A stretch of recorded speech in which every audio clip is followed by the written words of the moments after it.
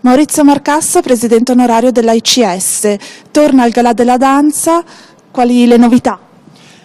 Sabato sera saremo di nuovo per il 13° anno al Verdi col Gran Galà della Danza. Quest'anno c'è un tema, c'è un filo conduttore che è danza e divertimento, e quindi tutte le varie coreografie di vari stili di danza saranno improntate a questo filo conduttore.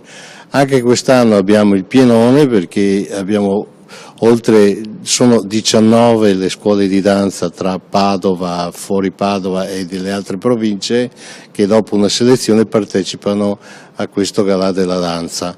È un modo per valorizzare le scuole amatoriali di danza, che molte hanno dei livelli di professionalità oramai notevoli.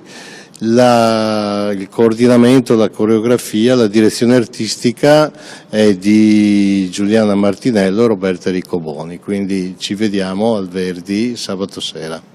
Quindi si vedrà una carrellata di tutti gli stili di danza? Sì, gli stili sono varissimi, vanno dalle danze latinoamericane all'hip hop, alla classica, alla danza moderna, al tango, al funky, tutti gli stili sono rappresentati, per cui è una bellissima carrellata di danza.